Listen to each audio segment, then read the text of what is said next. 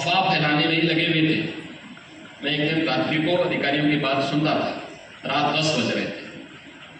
मैंने पहले ही NIC से कहा था कि रात 10 बजे मैं कुछ अधिकारियों के साथ बातचीत करूंगा। मैंने वो सूची उनको उपलब्ध करवाई।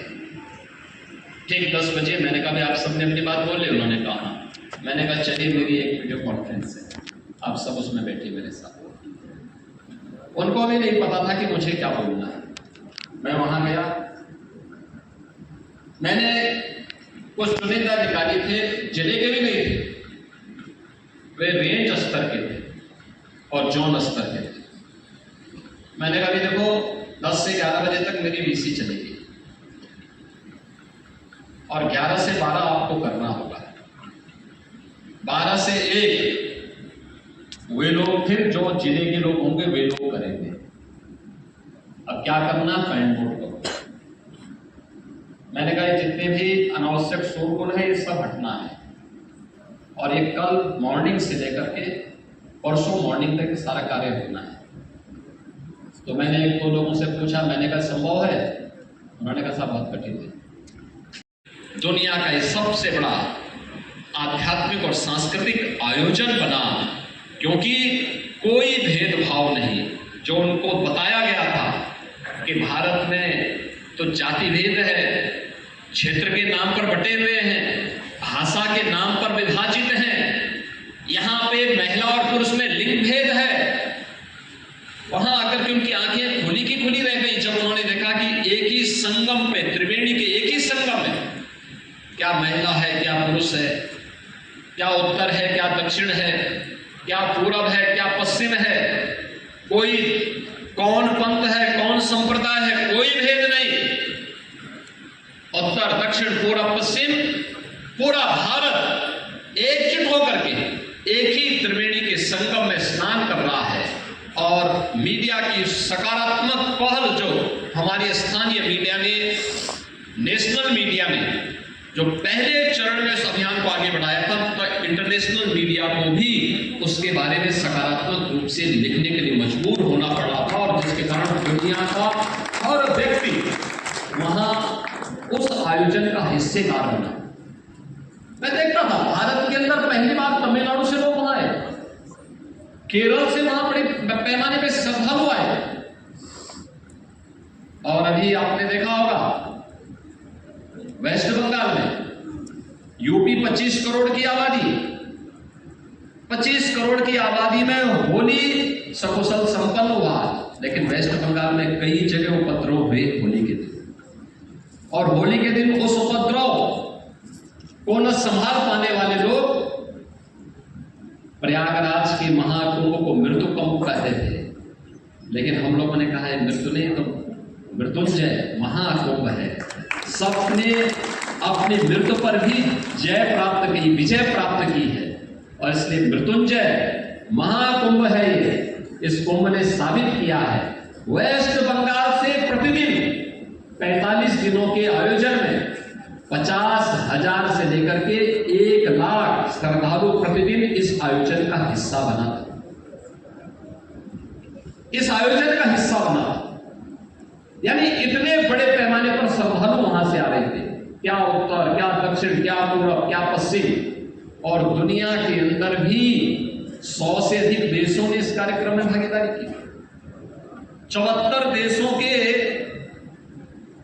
तो एम्बेसडर और हाई कमिश्नर इस आयोजन का हिस्सा बने थे। 12 देशों के राष्ट्राध्यक्ष या फिर वहां सरकार के मंत्री इस आयोजन का हिस्सा बने थे। अन्य देशों से श्रद्धालु आए थे। हम देख रहे थे कि अप्रवासी भारतीयों में कितनी ललक थी। 90 साल 95 साल की उम्र में उनकी इच्छा सब एक बार बस संगम तक हम पहुंच जाए। एक बार पता लगा व्हील चेयर में चल रहे हैं, लेकिन फिर भी हम बोलते थे भाई को पैदल चलना पड़ सकता, चले जाएंगे। अरे आप व्हील चेयर में कैसे चले जाएंगे आप?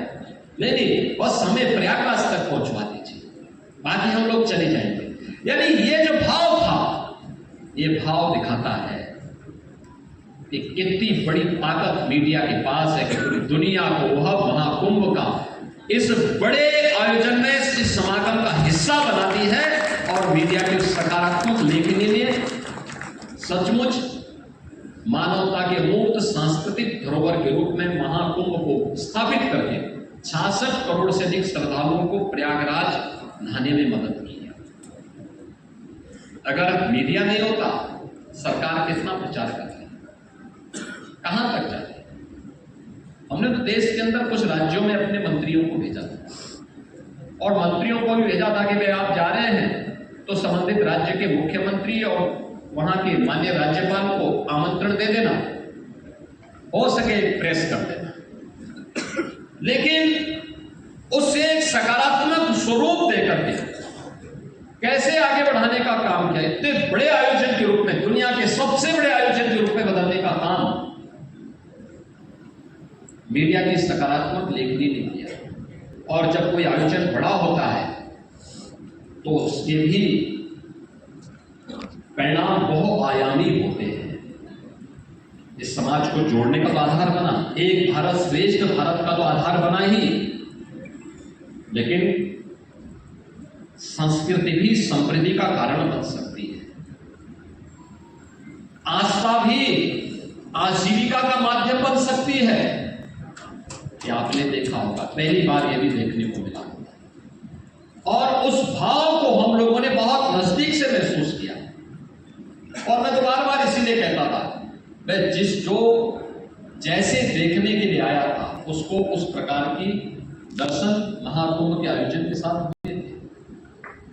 जिसने जैसा देखा उसको वैसे भाव, जिस भाव के साथ गया था उस भाव के रूप में उसको वह नजारा वहां देखने को मिल रहा था।